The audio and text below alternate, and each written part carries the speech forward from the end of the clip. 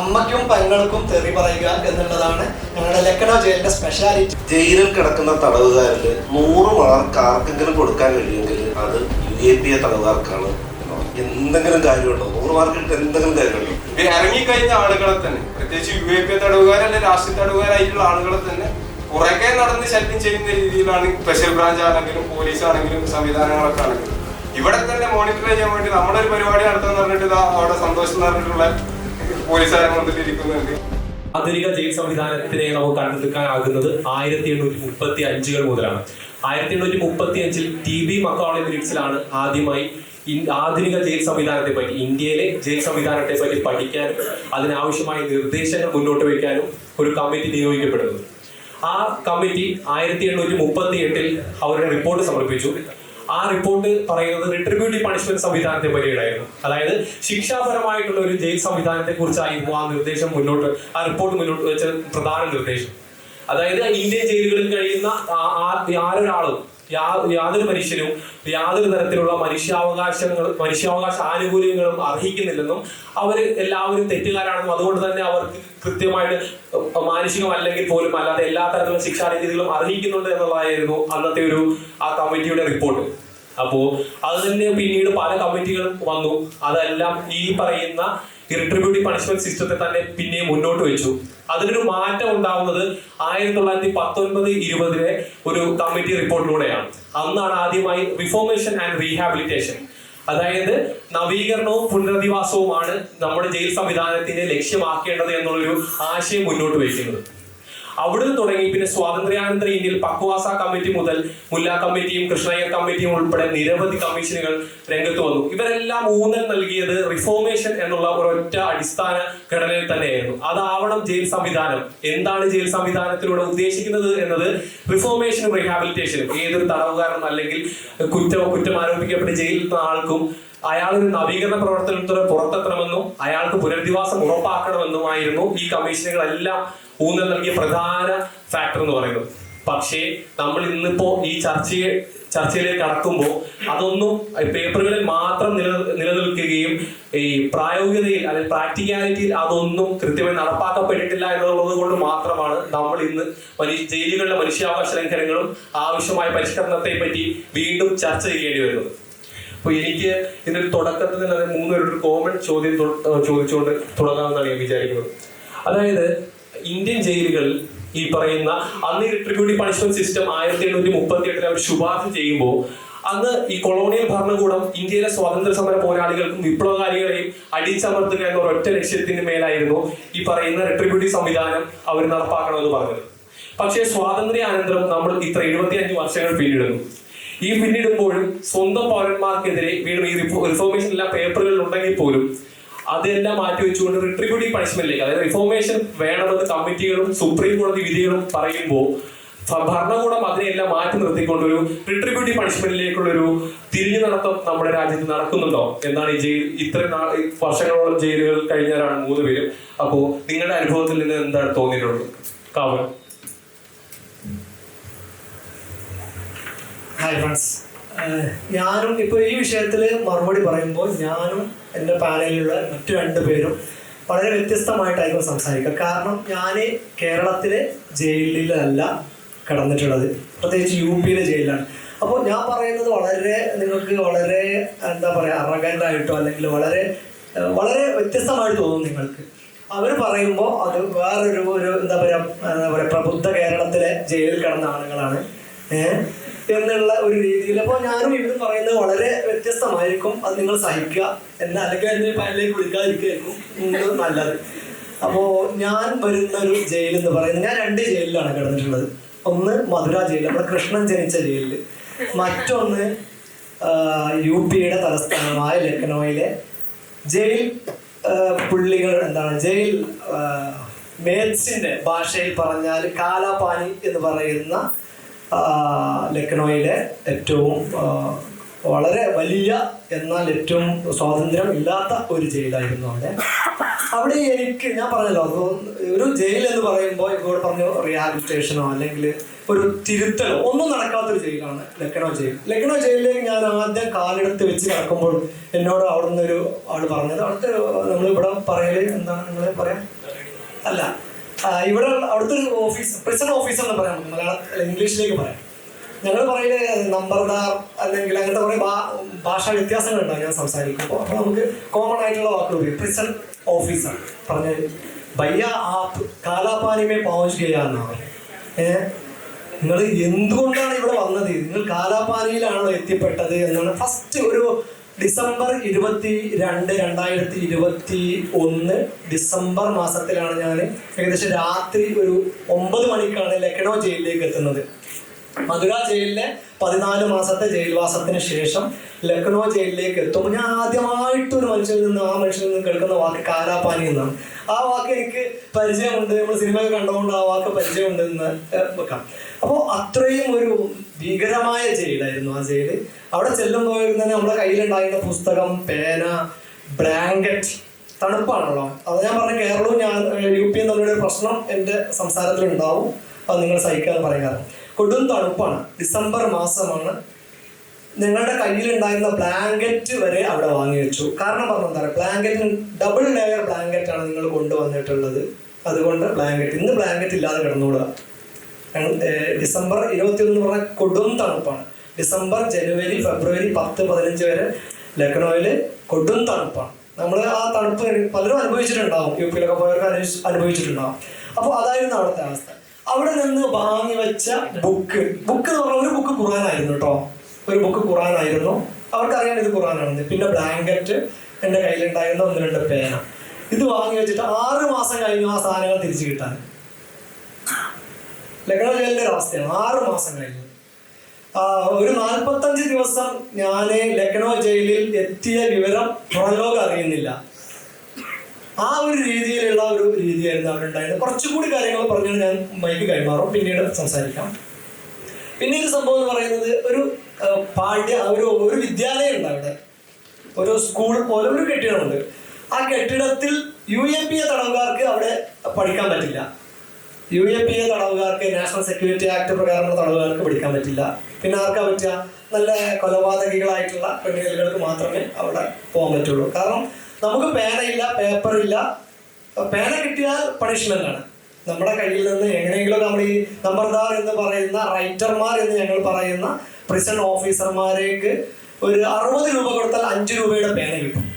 60 രൂപ കൊടുത്താൽ 5 രൂപയുടെ പേന. ആ പേന പിടിച്ചാൽ ലാത്തി അടിയും കിട്ടും. ആ പേന പിടിച്ചാൽ 5 രൂപയുടെ പേന അറിയില്ല. നമ്മുടെ നാട്ടില് മുമ്പൊക്കെ 2 രൂപക്കും 3 രൂപക്കും ഇട്ടിരുന്ന 5 രൂപയുടെ ചെറിയ പേന.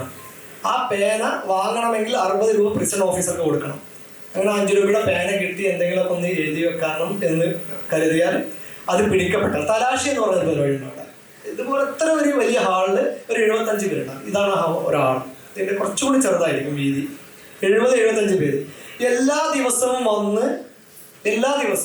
വന്നിട്ട് തലാശി നടത്തും. സെർച്ച് നടത്തി നമ്മുടെ എല്ലാ ഉപകരണങ്ങളും, നമ്മുടെ എല്ലാം എന്താ പറയാ, അണ്ടർവിയർ അടക്കമുള്ള എല്ലാം ചെക്ക് ചെയ്യും. പ്രത്യേകിച്ച് ഇങ്ങനത്തെ ഈ സെർച്ച് ചെയ്യൽ ആരെന്നറിയോ? ഈ പൊളിറ്റിക്കൽ പ്രസനേഴ്സ് ആയിട്ടുള്ള ആളുകളെയാണ് കൂടുതൽ എന്താ പറയാ കഷ്ടത്തിലാക്കുക. ഇവരുടെ പുസ്തകങ്ങൾ തപ്പുന്നു, തിരയുന്നു, ഇങ്ങനത്തെ ഒക്കെ പേനകൾ ഉണ്ടോ നോക്കുക, പേപ്പർ ഉണ്ടോ നോക്കുക. എന്നാൽ അതേ സെല്ലിൽ കഞ്ചാവ് ഉണ്ടാവാം, അല്ലെങ്കിൽ മറ്റു കോൺട്രാബാൻസ് എന്തും ഉണ്ടാവാം. അതൊന്നും പ്രശ്നമില്ല. എന്താ പറഞ്ഞാൽ അത് ഈ പ്രിസൺ ഓഫീസർക്ക് കാശ് കൊടുത്താൽ, അല്ലെങ്കിൽ അവിടുത്തെ ഈ ശിപ്പായിമാർക്ക് കാശ് കൊടുത്താൽ തീരാവുന്ന കേസുള്ളൂ. എന്ത് കഞ്ചാവിന്റെ കേസുകളും മറ്റൊക്കെ. പക്ഷെ പേനയും പേപ്പറും പിടിച്ചെടുത്ത് ഞാൻ 2 തവണ ഞാൻ ആ ശിക്ഷയ്ക്ക് വിധേയനായിട്ടുണ്ട്. എൻ്റെ കയ്യിൽ നിന്ന് പേന കിട്ടി. അതുപോലെ തന്നെ ഞാനൊരു പേപ്പറിൽ, ഒരു ന്യൂസ് പേപ്പറിന്റെ ബ്ലാങ്ക് ആയിട്ടുള്ള വർഷത്തിൽ ഞാൻ കുറെ കാര്യങ്ങൾ ഇങ്ങനെ എഴുതി വെച്ചിരുന്നു. അത് പേപ്പർ വായിച്ചപ്പോൾ കിട്ടി എന്തൊക്കെയോ എഴുതി വെച്ചതാണ്, അല്ലാതെ ഒരു വലിയ എന്തോ സംഭവങ്ങളൊന്നുമല്ല. അപ്പൊ അത് പിടിച്ചതിന്റെ പേരിൽ ഒരു ദിവസം മുഴുവൻ ഞങ്ങൾ സർക്കിൾ എന്നാണ് പറയാ, മെയിൻ ഓഫീസിൽ സർക്കിളിൽ പോയി അവിടെ നിൽക്കുക. എന്നിട്ട് ഇദ്ദേഹത്തിന്റെ മാക്കി തുടങ്ങുന്ന കുറെ, ഹിന്ദി അറിയുന്നവർക്കറിയാം, മാക്കി തുടങ്ങുന്ന കുറെ എന്താ പറയാ തെറികൾ എന്നോട് പറയും. അമ്മയ്ക്കും പെങ്ങൾക്കും തെറി പറയുക എന്നുള്ളതാണ് ഞങ്ങളുടെ ലക്നൗ ജയിലിന്റെ സ്പെഷ്യാലിറ്റി എന്ന് പറയുന്നത്, അല്ലെങ്കിൽ UP ജയിലുകളുടെ ഒരു പ്രത്യേകത എന്ന് പറയുന്നത്. അപ്പൊ ഞാൻ ചോദിച്ചു എന്താ സംഭവം. അപ്പൊ ഇങ്ങനെയുള്ള ആളുകളെ, മറ്റുള്ളവർക്ക് ഇത് കേട്ട് നല്ല ശീലമുള്ള ആളുകളാണ്. അപ്പൊ പൊളിറ്റിക്കൽ പ്രിസണേഴ്സിനെ തെറി പറഞ്ഞാൽ അവരെ ലാത്തി അടിക്കുന്നതിനേക്കാൾ ഏറ്റവും നല്ല ശിക്ഷ അവർക്ക് അതാണെന്നുള്ളതാണ്. അപ്പൊ അതാണ് ഉള്ളത്. അപ്പൊ നമ്മൾ ആ വേഗം പ്രകോപിതരാണ് ഇങ്ങനത്തെ ഇത്തരം തെറികൾ കേൾക്കുമ്പോൾ. മാക്കി ഡാഷ് ഡാഷ് ഇങ്ങനെ പറഞ്ഞിട്ട് ഇങ്ങനെ പോകും. അപ്പോൾ ഈ ഒരു അവസ്ഥ. അപ്പൊ പേനയോ പെൻസിലോ അല്ലെങ്കിൽ പേപ്പറോ തരാൻ പറ്റാത്ത രീതിയിൽ എങ്ങനെ ഒരു എന്താ പറയുക ഒരു ആളെ കുറ്റവാളിയാക്കാം എന്നതിനെ കുറിച്ചിട്ടാണ് നമ്മുടെ ജയിൽ സംവിധാനം പ്രത്യേകിച്ച് UP പരിശ്രമം നടത്തിക്കൊണ്ടിരിക്കുന്നത്. ഒരു തരത്തിലുള്ള ഒരു റിഫോർമേഷനും UP ജയിലുകളിൽ നടക്കുന്നില്ല.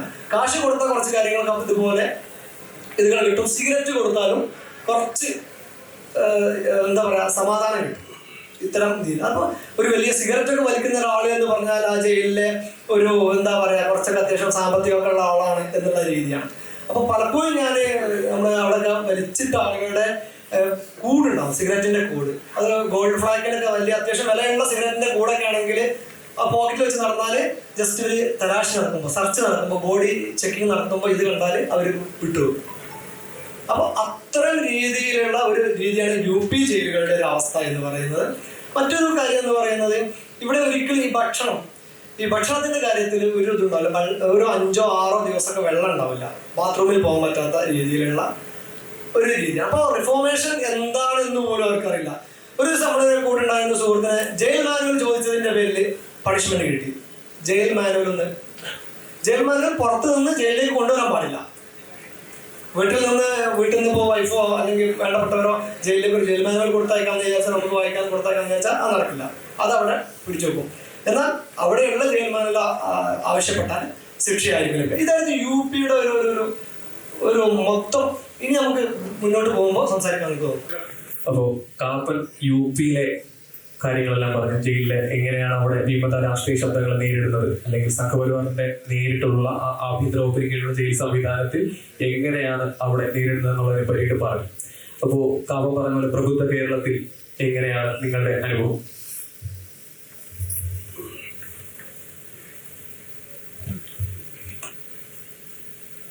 ആദ്യം ഇതിൻ്റെ സംഘാടകർക്ക് ഹൃദയം നിറഞ്ഞ അഭിനന്ദനങ്ങൾ രേഖപ്പെടുത്തുകയാണ്. ഏറ്റവും പ്രധാനമായിട്ടും അലനും താഹയും ദീർഘകാലത്തിന് ശേഷം വളരെ ലൈവായി നിന്നുകൊണ്ട് ജയിലിലെ പ്രശ്നങ്ങളെ നിരന്തരം സംസാരിക്കുകയും അത്തരം കാര്യങ്ങൾ എഴുതുകയും അത്തരം പ്രശ്നങ്ങൾ ജനങ്ങൾക്കിടയിൽ ജനകീയമായി തന്നെ ചർച്ച ചെയ്യപ്പെടണമെന്ന് ആഗ്രഹിക്കുകയും ചെയ്ത് പ്രവർത്തിക്കുന്ന ആളുകളാണ്. പ്രത്യേകിച്ചും അവരോടുള്ള ഐക്യപ്പെടലിനാണ് സത്യത്തിൽ 250 കിലോമീറ്റർ അകലെ നിന്നായി ആണെങ്കിൽ പോലും ഞാൻ ഈ പ്രോഗ്രാമിന് വേണ്ടി എത്തിയിട്ടുള്ളത്. അവർക്കുള്ള നന്ദി ഞാൻ 2019 മാർച്ച് മാസം ഞാൻ ജയിലിൽ നിന്ന് ഇറങ്ങുന്നതിൻ്റെ ഒരാഴ്ച മുമ്പ് അന്നത്തെ ജോയിന്റ് സൂപ്രണ്ട് അനിൽകുമാർ സാറ് അദ്ദേഹത്തിൻ്റെ ഓഫീസിലേക്ക് എന്നെ വിളിച്ചു വരുത്തി. ഓഫീസിലേക്ക് വിളിച്ചു വരുത്തിയിട്ട് അയാൾ പറഞ്ഞു, ജയിലിൽ കിടക്കുന്ന തടവുകാരിൽ 100 മാർക്ക് ആർക്കെങ്കിലും കൊടുക്കാൻ കഴിയുമെങ്കിൽ അത് UAP തടവുകാർക്കാണ് എന്ന് പറഞ്ഞു. അപ്പൊ ഞാൻ അദ്ദേഹത്തോട് പറഞ്ഞ് എന്തെങ്കിലും കാര്യമുണ്ടോ, 100 മാർക്ക് കിട്ടിയ എന്തെങ്കിലും കാര്യമുണ്ടോ? ജയിലിൽ ഒരു നേട്ടവും കിട്ടുകയല്ല അല്ലേ. ഇപ്പോ കുറേ ആളുകളെ ക്രൂരമായി കൊന്ന ആൾക്ക് എന്തുണ്ടാവും, പരോട് കിട്ടും. അവരുടെ ടൂൾ മെന്റാലിറ്റിയിൽ ഒരു മാറ്റം ജയിലിൽ വെച്ച് അവരെടുത്തിട്ടുണ്ടാകില്ല. പക്ഷെ 100% മാന്യന്മാരായിട്ട് ജയിലിൽ ജീവിച്ചാൽ അങ്ങനെ നടക്കുന്നെന്ന് ഈ ജോയിന്റ് സൂപ്രണ്ട് നമുക്ക് സർട്ടിഫൈ ചെയ്ത ഈ UAP തടവുകാർക്ക് ഒരാൾക്കും ഇവർ പരോട് ഇറങ്ങിപ്പോകുന്ന കണ്ടിങ്ങനെ ആസ്വദിക്കാമെന്നല്ലാതെ നമുക്ക് പരോട് തരില്ല. കേരളത്തിലെ മുഖ്യമന്ത്രി പിണറായി വിജയൻ ജയിലിൽ കിടന്നതാണ്. അങ്ങനെ ഒരു സുപ്രീം കോടതി വിധി വന്ന പശ്ചാത്തലത്തിൽ Ashfaq versus state of Rajasthan എന്ന് പറയുന്ന കേസിൽ സുപ്രീം കോടതി വിധി ഒരിക്കലും വന്നിരുന്നത് ഞാൻ ജയിലിലുള്ള സമയത്ത്. അന്ന് തടവുകാരുടെ സ്വഭാവം പരിഗണിച്ച് ആണ് പരോൾ അനുവദിക്കേണ്ടതെന്നാണ് സുപ്രീം കോടതിയുടെ ആ വിധി ഉണ്ടായിരുന്നത്. അപ്പോൾ ബഹുമാനപ്പെട്ട മുഖ്യമന്ത്രിക്ക് ഞാൻ ഒരു കത്ത് എഴുതി, പുതിയ വിധി വന്നിരിക്കുകയാണ്, മുഖ്യമന്ത്രി പിണറായി ആണ് ആഭ്യന്തരം കൈകാര്യം ചെയ്യുന്നത്. താങ്കളാണെങ്കിൽ ജയിലിൽ കിടന്ന അനുഭവമുള്ള ഒരു മനുഷ്യനാണ്. അവിടെ തടവുകാരുടെ പ്രശ്നമൊന്നും പറയേണ്ടതില്ലല്ലോ എന്നെല്ലാം പറയാൻ അദ്ദേഹത്തെ ഒന്ന് സൂചിപ്പിച്ചിട്ടൊക്കെ ഞാൻ കത്തിയില്ലേ. എന്നിട്ട് പറയും തടവുകാരുടെ ഇന്ന കാരണങ്ങൾ പരിഗണിച്ചുകൊണ്ട് രാഷ്ട്രീയ തടവുകാർ കൂടി പരോൾ അനുവദിക്കണം എന്നായിരുന്നു എൻ്റെ ആവശ്യം. ഒരു മാസം കഴിഞ്ഞ് അഡീഷണൽ ചീഫ് സെക്രട്ടറിയുടെ മറുപടി വന്ന് തൽക്കാലം നിയമത്തിൽ ഇടപെടാൻ ഉദ്ദേശിക്കുന്നില്ല, അതുകൊണ്ട് നിങ്ങൾക്ക് പരോളില്ല എന്ന് പറഞ്ഞിട്ട് ജയിലിൽ ജീവിച്ച അനുഭവമുള്ള പിണറായി സഖാവ് അദ്ദേഹത്തിന്റെ അഡീഷണൽ ചീഫ് സെക്രട്ടറി മുഖാന്തരം ആണ് മറുപടി വന്നു വരുന്നത്. ഇപ്പൊ ജയിലില് എല്ലാത്തരം തടവുകാർക്കും നല്ലത് വരണമെന്നൊക്കെ ആഗ്രഹിച്ചിട്ടാണ് ജയില് കറക്ഷൻ സർവീസ് ആയത്, എല്ലാ തടവുകാർക്കും. പക്ഷെ കറക്ഷൻ സർവീസ് കൊണ്ട് ഒരു ഗുണവും കിട്ടാത്തത് ഏറ്റവും പ്രധാനമായിട്ടും ഉള്ളത് പൊളിറ്റിക്കൽ പ്രിസണേഴ്സാണ്, രാഷ്ട്രീയ തടവുകാർക്കാണ്. അല്ലാത്ത തടവുകാർ ഒരുപാട് കഷ്ടപ്പെടുന്നില്ല ജയിലിൻ്റെ അകത്ത്. ഇപ്പൊ ഉദാഹരണം, സുപ്രീം കോടതി ഏറ്റവും ഒടുവിൽ ഈ വർഷത്തിന്റെ ഈ അവസാന സമയങ്ങളിൽ സുപ്രീം കോടതി പുറത്തിറക്കിയ ഒരു പുസ്തകം നിങ്ങൾ കണ്ടിട്ടുണ്ടാവും, പ്രിസൺ ഇൻ ഇന്ത്യ എന്ന് പറയട്ടെ. ഏതാണ്ട് 300 പേജുള്ള DY ചന്ദ്രചൂഡ് ചീഫ് ജസ്റ്റിസ് ആയിരുന്ന സമയത്ത് അദ്ദേഹം ഫോർവേഡ് എഴുതിയിട്ടുള്ള ഒരു പുസ്തകം, 300 പേജുകളുണ്ട്. 5,70,75,000 മുകളിലാണ് ഇന്ത്യൻ ജയിലിലെ തടവുകാരാണ് അതിൽ കണക്ക് കൊടുത്തിരിക്കുന്നത്. അതിൽ 70% പേരും വിചാരണ തടവുകാരാണ്. ഈ 70%ന്റെ 70% മുസ്ലിങ്ങളാണ്, 15% പട്ടികജാതിക്കാരാണ്, ബാക്കി ദളിതുകളാണ്. ഇതാണ് സുപ്രീം കോടതി ഔദ്യോഗികമായി പുറത്തിറക്കിയ കണക്ക്.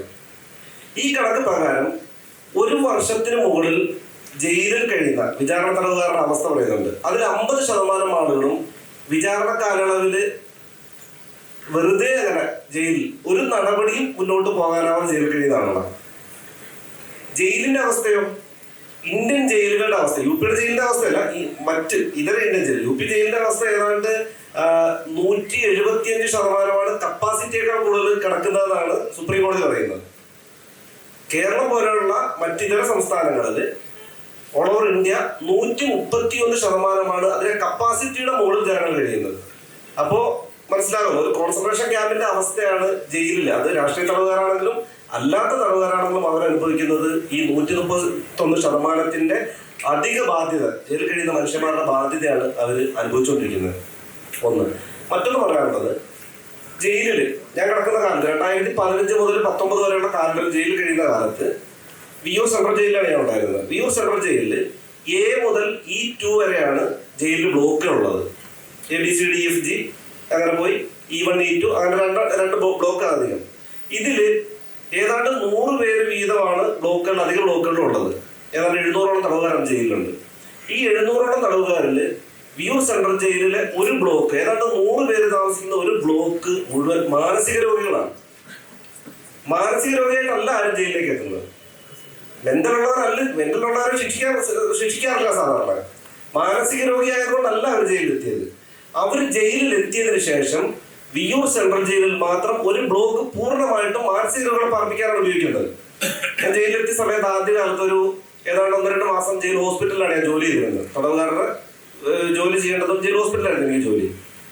അവിടെ അവർക്ക് മരുന്ന് കൊടുക്കുന്ന ഫാർമസിയിൽ ജോലി ചെയ്ത അന്ന് എന്റെ സുഹൃത്ത് യൂനിസ് ആണെന്ന് പിന്നെ ഫാർമസിയിൽ ഉണ്ടായിരുന്നു. ഞങ്ങളിങ്ങനെ മരുന്നെടുത്ത് കൊടുക്കുമ്പോൾ നമുക്കറിയാം ഇതിന്റെ അവസ്ഥ പറയുന്നത്. അപ്പോൾ ഒരു ബ്ലോക്ക് പൂർണ്ണമായിട്ടും മാനസിക രോഗികളാക്കാൻ കഴിഞ്ഞു എന്നുള്ളതാണ് നമ്മുടെ ജയിൽ സംവിധാനത്തിന്റെ പ്രത്യേകത എന്ന് പറയുന്നത്. 40 വർഷമൊക്കെ തുടർച്ചയായിട്ട് ജയിലിൽ തുടരുന്ന തടവുകാർ വിയൂർ സെൻട്രൽ ജയിലുണ്ട്. പിന്നെ UPയുടെ കാര്യമൊക്കെ നിൽക്കട്ടെ, UPയുടെ കാര്യമൊക്കെ പ്രബുദ്ധത, പിന്നെ കാപ്പ പറഞ്ഞ പോലെ പ്രബുദ്ധമൊന്നുമല്ലല്ലോ. കേരളത്തിൽ 40 വർഷത്തോടൊക്കെ കഴിഞ്ഞിട്ട് ഇപ്പോഴും ജയിലിൽ തുറന്ന പല ആളുകളുണ്ട്. ഇപ്പൊ ഞങ്ങളൊക്കെ ജയിലിലെത്തുമ്പോൾ സ്വാഭാവികമായിട്ട് ആളുകൾ പറയുമല്ലോ, ജയിലിൽ പോകേണ്ട ഗതിയുണ്ടോ, എന്റെ അവരുടെയൊക്കെ മുമ്പിൽ നിന്ന് കേൾക്കുന്നുണ്ട്. അവൾ നേരത്തെ പറയും സിമി നേട്ടം പുറകോട്ട് തിരിഞ്ഞു നോക്കിയതാണ് റാസിക്കുണ്ടോ. അപ്പോ പിന്നെ അവിടെ ജയിലിലെത്തുന്ന ഈ മനുഷ്യന്മാര് പൊതുവില് നമ്മളെ ഈ പോലുള്ള രാഷ്ട്രീയ തടവുകാർ അല്ലെങ്കിൽ പൊതുപ്രവർത്തകർക്ക് ജയിലിലെത്തേണ്ട ആവശ്യകത പോലും ചിലപ്പോൾ തോന്നിപ്പോറുണ്ട്. ഞങ്ങളൊക്കെ ജയിലിലെത്തുമ്പോൾ പിന്നെ സുപ്രീം കോടതിയുടെ ഇപ്പോഴത്തെ റിപ്പോർട്ടുമായി ബന്ധപ്പെട്ട് കണക്ട് ചെയ്യാൻ പറയാം. 2023 മാത്രം ജാമ്യം കൊടുത്തിട്ട് പുറത്തു പോകാൻ പറ്റാത്ത ആളുകളുടെ ഒരു വലിയ സംഖ്യ സുപ്രീം കോടതി ആ റിപ്പോർട്ടിൽ എഴുതുന്നുണ്ട്. വിയൂർ ജയിലിൽ ഞങ്ങൾ എത്തുമ്പോൾ ഞങ്ങളെ പോലെ പൊതുപ്രവർത്തകരായി നിൽക്കുന്ന ആളുകളുടെ അടുത്ത് സമീപിച്ചിട്ട് പല തടവുകാരും എന്ന് പറയും, ഒരു ചെറിയ പൈസ ഉണ്ടെങ്കിൽ 2000 രൂപ ഉണ്ടെങ്കിൽ 5000 രൂപ ഉണ്ടെങ്കിൽ ഒരു വക്കീലിനെ വെച്ച് കിട്ടിയാൽ വീട്ടിൽ പോകാം, 2 വർഷം 2.5 വർഷമായിട്ട് ജാമ്യം കിട്ടിയിട്ട് പുറത്തു പോകാൻ കഴിയാതെ കിടക്കാന്ന് പറയും. അപ്പൊ നമ്മള് പുറത്തുള്ള ആളുകളെ ഉപയോഗപ്പെടുത്തി നമ്മൾ പല ആളുകളും ജയിലിൽ നിന്ന് ജാമ്യം കൊടുത്ത് പുറത്തൊക്കെ കിട്ടുന്നത്. അപ്പൊ പ്രിയപ്പെട്ടവരെ, നമ്മുടെ ജയിൽ എന്ന് പറയുന്നത് ഉദ്യോഗസ്ഥന്മാർക്ക് അവരുടെ പ്രിസണറുകളും സുപ്രീം കോടതി ഉൾപ്പെടെ അവരിങ്ങനെ ആവശ്യമായ പരിഷ്കരണങ്ങൾ നടത്തുന്നു, നന്നാക്കുന്നു എന്നൊക്കെ അവകാശപ്പെടുന്നുണ്ടെങ്കിലും ജയിലിൽ കറക്ഷൻ സർവീസ് എന്ന് പറയുന്ന ഒരു പ്രക്രിയ നടക്കുന്നേയില്ല. ഇത് പരിഹരിക്കപ്പെടാനുള്ള ഒരു ലളിതമായ ഒരു വഴി എന്ന് പറയുന്നത് ഉദ്യോഗസ്ഥന്മാരുടെ പ്രൊമോഷൻ എന്ന് പറയുന്നത് അകത്ത് കിടക്കുന്ന തടവുകാരുടെ റിപ്പോർട്ടിന്റെ അടിസ്ഥാനത്തിൽ മാത്രം സാധ്യമാക്കപ്പെടുകയാണെങ്കിൽ ചിലപ്പോൾ ഒരു പക്ഷേ എന്ത് ചെയ്യും, കുറച്ചുപേരൊക്കെ നന്നാക്കാൻ എന്ത് ചെയ്യും, ഉദ്യോഗസ്ഥന്മാർ ശ്രമം നടത്തിയേക്കാം. ഇപ്പൊ ജയിലിലൊക്കെ കോഴ്സുകൾ, ഇഷ്ടംപോലെ കോഴ്സുകൾ നടക്കുന്നുണ്ട്. 3 വർഷത്തെ ജയിൽ എക്സ്പീരിയൻസിൽ ഒരു കോഴ്സ് ഡിക്ലെയർ ചെയ്താൽ ആ കോഴ്സിലുണ്ടാകുന്ന 20 പേരുടെ കോഴ്സാണെങ്കിൽ അതിൽ 17 പേരും UAPA തടവുകാരായിരിക്കും. ഒരു 3 പേരാണ് മറ്റു തടവുകാർ വരിക. ഓൾറെഡി നന്നായി നിൽക്കുന്ന ആളുകളാണ് ഈ കോഴ്സിൽ പോയി ജോയിൻ ചെയ്യുക. ഒരിക്കലും ബിരിയാണി പരിശീലനത്തിലുള്ള കോഴ്സ് വിയൂർ സെൻട്രൽ ജയിലിൽ നടപ്പാക്കി. അങ്ങനെ ഇതുപോലെ ലിസ്റ്റ് ഇട്ടു, നോട്ടീസ് ഇട്ടു. ലിസ്റ്റിൽ വന്ന മുൻഗണനാക്രമത്തിൽ മൊത്തം വന്ന് UAPA തടവുകാർ. ബിരിയാണി പക്ഷേ ജയിലിന്റെ അകത്തല്ല പരിശീലിപ്പിക്കുന്നത്, ജയിലിൽ പുറത്തായിരുന്നു. UAPA തടവുകാരായിട്ട് പുറത്തിറക്കാൻ നിർവാഹമില്ല. അല്ല, UAPA തടവുകാരെ പുറത്തിറക്കാൻ പറ്റില്ലല്ലോ. അങ്ങനെ ആ കോഴ്സ് 2-3 തവണ റദ്ദ് ചെയ്തത് നടത്താൻ കഴിയാതെ. കോഴ്സ് നടക്കലാന്ന് കണ്ട സമയത്താണ് എന്ത് ചെയ്തത്, എന്നാൽ UAPA എങ്കിൽ UAPA പുറത്തെന്ന് പറഞ്ഞിട്ട് കൊണ്ടുപോയി പഠിപ്പിക്കുന്നത്. അപ്പൊ ഇങ്ങനെ പ്രകടമായ വിവേചനങ്ങൾ ജയിലിനകത്ത് നടക്കുന്നുണ്ട് എന്നത് നമ്മുടെ അനുഭവം തന്നെ സാക്ഷിയാണ്. അതുപോലെ രോഗം വന്നാൽ ജയിലിൽ ആത്മഹത്യയുടെയും വിവേചനത്തിന്റെയും മരണത്തിന്റെയും കണക്ക് സുപ്രീം കോടതി പറഞ്ഞിട്ടുണ്ട്. രോഗം വന്നാൽ UAPA തടവുകാരാണെങ്കിൽ നോർമൽ ഒരു തടവുകാരൻ്റെ ഹാർട്ട് അറ്റാക്ക് വന്നാൽ എന്ത് ചെയ്യും, ജയിൽ വാർഡന്മാർ ഹോസ്പിറ്റലിലേക്ക് കൊണ്ടുപോകും, മെഡിക്കൽ കോളേജിലേക്ക്. പക്ഷെ UAPA തടവുകാരന് എന്ത് വന്നാലും പുറത്തു കൊണ്ടുപോകണമെങ്കിൽ പോലീസ് വരണം, ഫോഴ്സ് വരണം. ഫോഴ്സ് വന്നാൽ മാത്രമേ പുറത്തിറക്കാൻ പറ്റുള്ളൂ. അങ്ങനെ ഒരിക്കലും മനുഷ്യാവകാശ കമ്മീഷൻ ജയിൽ വിസിറ്റിനിടയിൽ എൻ്റെ സുഹൃത്ത് സജീർ ഇതുപോലെ UAPA പ്രശ്നമായിരുന്നു. സജീറിന് ഇതുപോലെ വലിയൊരു പ്രശ്നം വന്നു. അങ്ങനെ സജീർ സെൻട്രൽ ജയിലിന്റെ ഗാർഡ് ഓഫീസിന്റെ മുമ്പിൽ കിടന്ന് നിലത്തോട് ഉരുളുക, പെയിൻ എടുത്തിട്ട് കൊണ്ടുപോകാൻ ഒരുപാട് ആൾ സമ്മർദ്ദം ചെലുത്തുന്നുണ്ട്. നമ്മൾ തടവുകാരനെ ആകെ ഭയപ്പെട്ട് നിൽക്കുക, ഒരാൾ കൊണ്ടുപോകാൻ. മനുഷ്യാവകാശ കമ്മീഷൻ അതിന്റെ ഒരാഴ്ച കഴിഞ്ഞ് ജയിൽ വിസിറ്റ് വന്നപ്പോൾ ഈ ഇഷ്യൂ സജീർ തന്നെ നേരിട്ട് ഉന്നയിച്ചു. വളരെ അനുഭാവപൂർവ്വം അദ്ദേഹം മനുഷ്യാവകാശ കമ്മീഷൻ അംഗം മോഹൻ കുമാർ കേട്ടുകൊണ്ട് ഞാൻ നിന്നു. എല്ലാം കേട്ട അനുഭവം അദ്ദേഹത്തിന്റെ മുഖത്ത് മുഴുവനുണ്ട്. ഇതെല്ലാം കഴിഞ്ഞിട്ടാണ് തൊട്ട് പുറകിലെ വാർത്ത പറയാം, സർ UAPA കേസാണ്, ഒന്നും ചെയ്യാൻ കഴിയില്ല. ഇതാണ് നമ്മുടെ നാട്ടിൽ നിലനിൽക്കുന്ന യഥാർത്ഥ ജയിലിന്റെ ഒരു ചിത്രം എന്ന് മാത്രം പറഞ്ഞുകൊണ്ട് ഞാൻ കൈമാറുന്നു.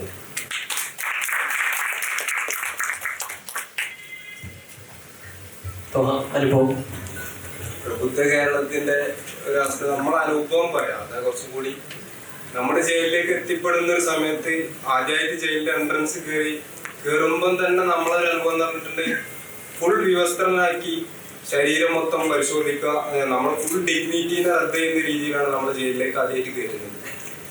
കോഴിക്കോട് ജില്ലാ ജയിലിന്റെ ഒരു അവസ്ഥ എന്ന് പറഞ്ഞാൽ നമ്മളിപ്പോ ഈ സിനിമകളിലും മറ്റൊക്കെ കണ്ടിട്ട് ഭക്ഷണം അങ്ങനെയുള്ള കുറച്ച് മെച്ചപ്പെട്ടതാണ് എന്നുള്ള കാഴ്ചപ്പാട് കൂടി ഞങ്ങൾക്ക് ഉണ്ടായിരുന്നു. അപ്പൊ ജയിലിലെത്തിപ്പെട്ടിട്ട് നമുക്ക് കിട്ടുന്ന സാമ്പാർ ഒരു സൈഡ് വെച്ച് അപ്പുറത്തെ സൈഡിൽ കൂടെ പുറത്തെത്തുന്ന തരത്തിൽ അത്രയും നേർപ്പിച്ച രസത്തിലൊരു ബക്കറ്റ് വെള്ളം പറഞ്ഞാലൊക്കെ ഉള്ള തരത്തിലുള്ള സാമ്പാർ കിട്ടും. അപ്പൊ ഇതിനെപ്പറ്റി നമ്മൾ കംപ്ലൈന്റ് ചെയ്തിട്ടുണ്ടെങ്കിൽ പറയാം, നിങ്ങൾ ഭക്ഷണത്തിന് കണക്ക് പറയാൻ വേണ്ടിയിട്ടാണോ ജയിലിലേക്ക് വന്നിട്ടുള്ളത്. പിന്നെ ഇതേപോലെ തന്നെ ഒരു DIG സ്ക്വാഡ് റെയ്ഡായിട്ട് ബന്ധപ്പെട്ടിട്ട് വന്നു. ഒരു 5 മണിക്ക് ശേഷമാണ് എന്തുള്ളത് വന്നിട്ടുള്ളത്. നമ്മൾ റൂമൊക്കെ ക്ലീൻ ചെയ്ത് പായൊക്കെ വിരിച്ച് സെല്ലടച്ചു കഴിഞ്ഞാൽ നമ്മൾ വേഗം കിടക്കുക ചെയ്യാം. അപ്പൊ കിടന്ന് തുടങ്ങിയ സമയത്താണ് ഇവര് വന്നിട്ടുള്ളത്. അപ്പൊ ഇവര് ബൂട്ടൊക്കെ ഇട്ടിട്ട് ഉള്ളിൽ കയറുമ്പോൾ നമ്മൾ പറഞ്ഞു, ഒന്നിക്കലും നിങ്ങൾ ബൂട്ട് അയച്ചു വെക്കണം, അല്ലെങ്കിൽ ഞങ്ങൾ ഈ റെയ്ഡ് കഴിഞ്ഞിട്ട് തുടയ്ക്കാനുള്ള സംവിധാനങ്ങൾ ചെയ്തു തരണം. ഇവർ ഇത് പറഞ്ഞതിനോട് തന്നെ ഇവര് അരച്ച് 10-30 ആളുകൾ ഉള്ളിലേക്ക് കയറി. പിന്നെ പ്രബുദ്ധത ഉള്ളതിനെ കൊണ്ട് തന്നെ ഉമ്മാപ്പുപ്പാക്കൊക്കെ നല്ല തെറി വിളിച്ച്. പിന്നെ അപ്പൊ ഞങ്ങൾ ചോദിക്കുന്നുണ്ട്, നിങ്ങൾ ഈ ഭയങ്കര റിഫോർമേഷൻ സാധനങ്ങളൊക്കെ പറഞ്ഞിട്ട് നമ്മളെ ഉപ്പാക്കും ഉമ്മാക്കും ഒക്കെ വിളിക്കാണോ? നിങ്ങളൊന്നില്ലെങ്കിൽ ഒരു ഉദ്യോഗസ്ഥനല്ലേ എന്നുള്ളത് പറയുമ്പോൾ തന്നെ ഭയങ്കര മോശം. എന്നെ അലഞ്ഞി തല്ലാൻ വേണ്ടി കൊണ്ടുപോയി. അങ്ങനെ വട്ടത്തില് അവര് 10-30 ആളുകൾ ഞങ്ങളെ നടുവിൽ നിർത്തിയിട്ട് ഭയങ്കര ദേഷ്യപ്പെടലും കാര്യങ്ങളൊക്കെ. പിന്നെ ഞങ്ങൾ അടിച്ചിട്ടുണ്ട്, മീഡിയ അറ്റൻഷൻ ഉള്ളത് കൊണ്ട് തന്നെ ഭയങ്കര ഒരു ഇഷ്യൂ ആകും എന്നുള്ളത് കൊണ്ട് അവർ കൈവച്ചിട്ടില്ല. പിന്നെ അതേപോലെ കാക്കനാട് ജയിലിൽ കിടന്ന സമയത്ത് നമുക്ക് ക്വാറന്റൈൻ്റെ സമയമായിരുന്നു. കൊറോണ ഭയങ്കര കത്തി നിൽക്കുന്ന ഒരവസ്ഥയിൽ നിൽക്കുന്ന സമയമായിരുന്നു. അപ്പം തമിഴ്നാട്ടിൽ നിന്നും പിന്നെ മറ്റ് സംസ്ഥാനങ്ങളിൽ നിന്ന് അറസ്റ്റ് ചെയ്ത് കൊണ്ടിരുന്ന ആൾക്കാരെ നമ്മുടെ സെല്ലിലാണ് ഇട്ടിരുന്നത്. അപ്പൊ ഞാൻ സൂപ്രണ്ടിനോട് ചോദിച്ചു, ഇങ്ങനെ ഇട്ടിട്ടുണ്ടെങ്കിൽ ഒരാൾക്ക് കൊറോണ ഉണ്ടെങ്കിൽ മറ്റുള്ള ആൾക്കാർക്കും കൂടി വരില്ലേ. അപ്പൊ എന്റെ അടുത്ത് പറഞ്ഞിട്ടുള്ളത്, നിങ്ങൾക്കൊക്കെ കൊറോണ വന്നാൽ ഞങ്ങൾക്ക് എന്താ ഒരു പേപ്പർ എഴുതിയാൽ തീരുന്ന പ്രശ്നമേ ഉള്ളൂ എന്നുള്ളൊരു സാധനം. അപ്പൊ അവിടെ പ്രത്യേക വേറെ റൂളും കൂടി ഉണ്ട്. കാക്കനാട് ജയിലിനെ സംബന്ധിച്ചിട്ട് സൂപ്രണ്ട് വരുന്ന സമയത്ത് എന്റെ അടുത്ത് പറഞ്ഞിട്ടുള്ളത്, വെള്ള ഇന്നർ ബനിയൻ ഇടണം, പിന്നെ സൂപ്രണ്ട് വരുമ്പോൾ കുനിഞ്ഞ് നമസ്കാരം പറയണം. അതായത് അവിടുത്തെ ബിസിനസ് ഇരിക്കുന്ന കുതികാലിൽ നമ്മൾ കക്കൂസിൽ ഇരിക്കുന്ന പോലെയാണ് അവർ ഇരുത്തം. കാക്കനാട് ജയിലിൽ ബിസിനസിന് ഇരുത്തം. അപ്പൊ ഞാൻ ബാക്കിൽ നിന്ന് കയ്യും കെട്ടി നിന്ന സമയത്ത് ഇങ്ങനെ ഇരിക്കാൻ പറ്റൂല, ഇരിക്കണം, നമുക്ക് എണ്ണ എടുക്കാനാണ് സൂപ്രണ്ട് വരുമ്പോ നമസ്കാരം പറയുന്നത്. ഞാൻ പറഞ്ഞു, കേരള പ്രിസൺ റൂൾസിലുള്ളതിന്റെ പറയുന്നില്ല അങ്ങനെ റിമാൻഡ് പ്രതികൾ ഇന്ന വസ്ത്രം ധരിക്കണമെന്നോ ഇങ്ങനെ ചെയ്യണമെന്നോ പറയുന്നില്ല. അതിനോട് അത് ചെയ്യാൻ വേണ്ടി ബുദ്ധിമുട്ടാണെന്ന് പറഞ്ഞ സമയത്ത് നമ്മളെ സെല്ല് മാറ്റി സിംഗിൾ സെല്ലിലേക്ക് ഇടുകയും, പിന്നെ നമ്മളിത് കോടതിയിൽ ഉന്നയിച്ച സമയത്ത് ഇത്തരം സാധനങ്ങളും മാപ്പസാക്ഷി സാധനങ്ങളും കോടതിയിൽ ഉന്നയിച്ച സമയത്ത് നമുക്കെതിരെ പുതിയൊരു കേസ് എടുക്കും കൂടിയാണ് ചെയ്തിട്ടുള്ളത്. പിന്നെ കോഴിക്കോട് ജയിലിൽ കിടക്കുമ്പോൾ തന്നെ നമ്മളെ മുമ്പിൽ നിന്ന് ഒരു തടവുകാരനെ ക്രൂരമായി മർദ്ദിച്ച് ഭക്ഷണത്തിന് കംപ്ലൈന്റ് പറഞ്ഞതിന്റെ പേരിൽ ചൂടായതും പറഞ്ഞിട്ട് ഭയങ്കര ക്രൂരമായി മർദ്ദിച്ച് ചോരൊക്കെ പൊട്ടി മേലെ ഒഴുകുന്ന അവസ്ഥയാണ്. ആ സമയത്ത് സെല്ലിലുള്ള ഒരാൾക്കും വീട്ടിലേക്കോ അല്ലെങ്കിൽ വക്കീലിനെ വിളിക്കാനോ സമ്മതിച്ചിട്ടില്ല 2 ദിവസം. അദ്ദേഹം അടി കൊണ്ട് നിരാഹാരം കിടന്നതിന് ശേഷമാണ് അയാളെ ഹോസ്പിറ്റലിലേക്ക് വരെ കൊണ്ടുപോയിട്ടുള്ളത്. അതേപോലെ ഹൈ സെക്യൂരിറ്റി കിടക്കും. ഹൈ സെക്യൂരിറ്റിയിൽ പിന്നെ മിനിറ്റ് വെച്ചിട്ട് നിയമം മാറുന്നൊരു ജയിലാണ് ഹൈ സെക്യൂരിറ്റി. അവർക്ക് കൂട്ടാൻ തോന്നിയ കൂട്ടുക. കൊറോണ സമയമായതിനോണ്ട് ക്വാറന്റൈൻ എന്ന് പറയും. അതും UAP തടവുകാർക്ക് മാത്രമാണ് ക്വാറന്റൈൻ കൂടുതലായിട്ട് ഉണ്ടാവുകയുള്ളൂ. ബാക്കിയുള്ള തടവുകാർക്കോ അല്ലെങ്കിൽ ഇതേമാതിരി വാർഡന്മാർക്കോ ഒന്നും ക്വാറന്റൈൻ ഉണ്ടാവില്ല. അവര് റെയ്ഡ് വരുമ്പോൾ സാമൂഹിക അകലം പോയിട്ട് മാസ്ക് ധരിക്കില്ല, നമ്മളെ സെല്ലിൽ വന്നിട്ട് തുമ്മും, അത് തുടയ്ക്കും ചുമരുമല്. ആ ഒരു സിറ്റുവേഷൻ ഒക്കെയാണ് അവിടെ ഉള്ളത്. പിന്നെ ഭയങ്കരമായിട്ട് പത്രത്തിലൊക്കെ നമ്മളിങ്ങനെ ഇടയ്ക്ക് പരസ്യം വരുന്ന മാതിരി ഇവരിങ്ങനെ ജയിലിൽ നിന്ന് ഇങ്ങനെ പഠിക്കുന്നുണ്ട്, അതേമാതിരി പഠിക്കാനുള്ള സംവിധാനം ചെയ്തു കൊടുക്കുന്നുണ്ട്, കുറെ പുസ്തകം വായിക്കാനുള്ള സംവിധാനം ചെയ്തു കൊടുക്കുന്നുണ്ട് എന്നൊക്കെ പറയുമെങ്കിൽ കൂടിയിട്ട് എൻ്റെ ഒരു നേരനുഭവത്തിൽ ഞാൻ ഹൈ സെക്യൂരിറ്റിയിൽ എത്തിപ്പെട്ടതിന് ശേഷമാണ് ഞാൻ പഠിക്കാൻ വേണ്ടിയിട്ട് കോടതിയിൽ നിന്ന് പെർമിഷൻ എടുക്കുന്നത്. വിയൂർ സെൻട്രൽ ജയിലിൽ ഇഗ്നോന്റെ സെന്റർ ഉണ്ടായിരുന്നു. അപ്പൊ ഇഗ്നോ ആ സെൻട്രൽ ജയിലിൽ വെച്ചിട്ട് ഇഗ്നോന്റെ സെന്ററിൽ വെച്ചിട്ട് സോഷ്യോളജി സബ്ജക്റ്റ് MA സോഷ്യോളജി എടുക്കാന്നുള്ള ലെവലിൽ ഞാൻ ചേർന്ന് കഴിഞ്ഞിട്ട് ഇത് വെൽഫെയർ ഓഫീസർ അടുത്ത് പോയി പറയുമ്പോൾ സമയമായിട്ടില്ല എന്ന് പറഞ്ഞ് തള്ളി പോയി. പിന്നെ ഈ ഹൈ സെക്യൂരിറ്റിന്ന് അവിടെ കൊണ്ടുപോയി പഠിപ്പിക്കുന്നതിൽ സുരക്ഷാ പ്രശ്നമുണ്ട്. 2 മതിലിന്റെ വ്യത്യാസമുള്ളൂ ഹൈ സെക്യൂരിറ്റിയും വിയൂർ സെൻട്രൽ ജയിലും തമ്മിൽ. വിയൂർ സെൻട്രൽ ജയിലിന്റെ കോമ്പൗണ്ടിൽ തന്നെയാണ് അധികം സുരക്ഷാ ജയിൽ. അപ്പൊ അവിടെ കൊണ്ടുപോയിട്ട് നമ്മളെ പഠിപ്പിക്കാൻ സുരക്ഷാ പ്രശ്നം ഉണ്ടെന്ന് പറയും. സമയമാവട്ടെ എന്ന് പറഞ്ഞ് ഞാൻ ഫസ്റ്റ് ജാമ്യത്തിൽ ഇറങ്ങിയ സമയത്ത് ഞാൻ പിന്നെ പുറത്തു വന്നിട്ട് ചേരാനുണ്ടായത്. പിന്നെ 2ാമത് ഹൈക്കോടതിയുടെ ജാമ്യം റദ്ദ് ചെയ്ത് ഉള്ളിലെത്തിപ്പെട്ടപ്പോ ഈ സാധനങ്ങളൊക്കെ പറഞ്ഞ് ഞാൻ പുറത്തുനിന്ന് ചേർന്ന് ഉള്ളിലെത്തിപ്പെട്ട് പിന്നെ പഠിക്കാനുള്ള മെറ്റീരിയൽ അയച്ച സമയത്ത് കൊറോണന്റെ കാരണം പറഞ്ഞിട്ട് അവർ കീറി നോക്കി അയച്ചിട്ടുള്ള തപാലിൽ അയച്ചിട്ടുള്ള സാധനം കീറി നോക്കി പഠിക്കാനുള്ളതാന്ന് കണ്ടിട്ട് തന്നെയാണ് അവർ റിട്ടേൺ അയക്കുന്നത്. അപ്പൊ നമ്മള് പുറത്തേക്ക് അവർ പറയുന്ന ഒരു സാധനത്തിലുള്ള സംഗതികളും നടക്കുന്നില്ല. അതേപോലെ ക്രൂരമായിട്ട് സാധാ തടവുകാർക്കാണ് കേട്ടോ ക്രൂരമായിട്ടുള്ള മർദ്ദനങ്ങൾ. അതായത് പുറത്ത് ഒരു സംസാരിക്കാൻ ആൾക്കാരില്ല എന്ന് തോന്നുന്ന തടവുകാർ എന്തെങ്കിലും ന്യായമായിട്ടുള്ള സാധനങ്ങൾ ഉന്നയിച്ചാൽ പോലും അവരെ കൊണ്ടുപോയിട്ട് നിങ്ങളിത് ഉന്നയിക്കാൻ എന്തിനാണെന്നൊക്കെ ചോദിച്ചിട്ട് ക്രൂരമായിട്ട് മർദ്ദിക്കുന്ന അവസ്ഥയാണ്. ഇവിടെ ഇബ്രാഹിംക്ക് നമ്മളൊക്കെ നിരന്തരമായിട്ട് ഭക്ഷണത്തിനെ പറ്റിയിട്ട് മോശം അഭിപ്രായം പറയാം. അപ്പൊ നമ്മളടുത്ത് പറയും, നിങ്ങളൊക്കെ ഭക്ഷണത്തിനെ പറ്റിയിട്ട് മനുഷ്യന്റെ ഏറ്റവും ബേസിക് ആയിട്ടുള്ള സാധനമാണ് ഭക്ഷണം, മനസമാധാനം. അത് 2 അവിടെ കിട്ടൂല. പിന്നെ ഇബ്രാഹിംഖാന്റെ മുമ്പിൽ വെച്ചിട്ടാണ് മറ്റേ ഒരു തടവുകാരൻ ഭക്ഷണത്തിനെ പറ്റി കംപ്ലൈന്റ് ചെയ്യാൻ പോയ സമയത്ത് അയാളെ മുഖത്തടിച്ചിട്ട് ഉമ്മാക്കൊക്കെ വിളിച്ചിട്ട് വിട്ടിട്ടുണ്ടായിരുന്നു. അത് ഇബ്രാഹിംഖാൻ ചോദ്യം ചെയ്തിട്ടുണ്ടായിരുന്നു. പിന്നെ ജയിലിൽ ന്യായമായിട്ടൊരു ആവശ്യം ഉന്നയിച്ചിട്ട് അത് തടസ്സപ്പെട്ട് കഴിഞ്ഞിട്ടുണ്ട്. നമ്മള് സമരത്തിന്റെ രൂപത്തിലേക്കോ കോടതിയിലേക്കോ നമ്മളൊരു പരാതിയായിട്ട് പോയിട്ടുണ്ടെങ്കിൽ ഭയങ്കര ക്രൂരമായിട്ട് നമ്മളെ ബുദ്ധിമുട്ടുകയും നമ്മളെ പൂർണ്ണമായിട്ട് അടച്ചിടുകയും മറ്റൊരാളെ കാണാൻ സമ്മതിക്കാത്ത രീതിയിലേക്ക് മാറ്റുകയും ചെയ്യും. ഹൈ സെക്യൂരിറ്റിന്റെ ഒരു കണ്ടീഷൻ എങ്ങനെയാന്ന് വെച്ചിട്ടുണ്ടെങ്കിൽ ഒരു തടവുകാരന് മറ്റേ സെല്ല് കാണാൻ വേണ്ടി പറ്റൂല, ഒരു സെല്ലിൽ നിന്ന് മറ്റേ സെല്ല് കാണാൻ വേണ്ടി പറ്റൂല. പിന്നെ ഈ ഒരു 6 മാസക്കാലം നിരന്തരമായിട്ട് ക്വാറന്റൈൻ എന്ന് പറഞ്ഞിട്ടും അല്ലാതെ പണിഷ്മെന്റ് എന്ന് പറഞ്ഞിട്ടും ഒരു UAP 10-30 ആൾക്കാരോളം ഉള്ള ആൾക്കാരെ നിരന്തരമായിട്ട് കൂട്ടിയിട്ടായിരുന്നു. പണിക്കിറങ്ങുന്ന ആളുകളെ പണിക്കിറങ്ങാന്ന് വിചാരിച്ചിട്ട് സാധാ അവരായിട്ട് ചെറിയ കേസുകളുള്ള ആൾക്കാരും പിന്നെ കൊലക്കേസ് അത്തരം കേസുകളിലുള്ള ആളുകളൊക്കെ പണിക്കെന്ന് പറഞ്ഞിട്ട് വിടുകയും അവരെ സിനിമക്ക് വിടുകയും ഒക്കെ ചെയ്യുമെങ്കിൽ കൂടിയിട്ട് നമുക്ക് മാത്രമുള്ളായിരുന്നു ആ ക്വാറന്റൈൻ എന്നുള്ള സംവിധാനം ഉണ്ടായിരുന്നു. പിന്നെ ഇവിടെ UP ബുക്കിനായിരുന്നെങ്കിൽ ബുക്കിനും പെന്നിനായിരുന്നു, ഇവിടെ അതൊക്കെ കിട്ടുമായിരുന്നു. നമ്പർ എഴുതിയിട്ടാണ് തരുന്നത്. നമുക്ക് ഓരോ പേപ്പറും പെന്നും ഒക്കെ തരുന്നത് അവിടെ എഴുതി വെച്ചിട്ട് നമ്മളത് വേറെ എന്തെങ്കിലും ചെയ്യുന്നുണ്ടോ, ഇത് മോശം സാഹചര്യത്തിൽ കൂടെ തന്നെ കടന്നു പോകണം.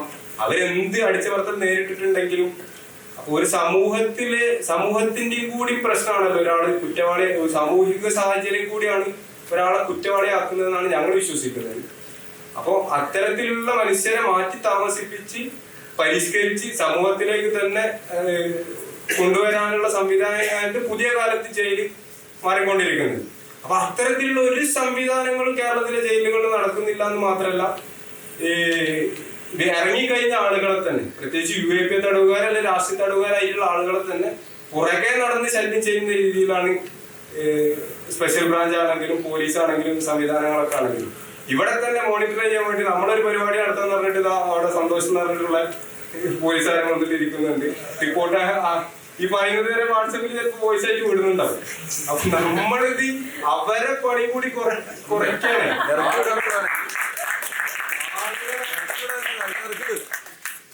ഇറക്കിവിട് പുറത്ത്.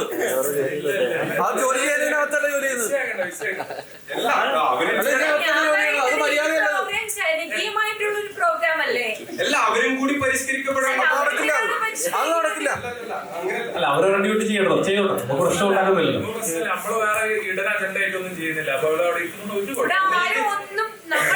ക്യാമറ എടുക്കുകയാണെങ്കിൽ നമ്മളെന്തായാലും അവരെയും കൂടി പണി കുറയ്ക്കാണ് നമ്മൾ ചെയ്യുന്നത്. എന്താ വെച്ചിട്ടുണ്ടെങ്കിൽ ഹാബിച്വൽ ഒഫൻഡേഴ്സ് പറഞ്ഞിട്ടുള്ള ഈ ചെറിയ കേസുകളിൽ ആദ്യമായിട്ട് ജയിലിൽ എത്തിപ്പെടുന്ന മനുഷ്യരുണ്ട്.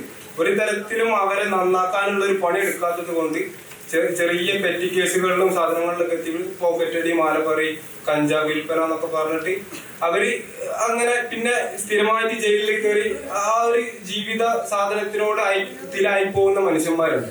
അപ്പൊ അത് ഇവർക്ക് തന്നെയാണ് പണി. അപ്പൊ നമ്മൾ അവരെയും കൂടി പരിഷ്കരിക്കാനും അവരെ പണി കുറയ്ക്കാനും കൂടി നമ്മൾ ശ്രമിക്കുന്നത്. അത് അവർക്ക് മനസ്സിലാക്കണം എന്നുള്ളതാണ് നമുക്ക് പറയാനുള്ളത്.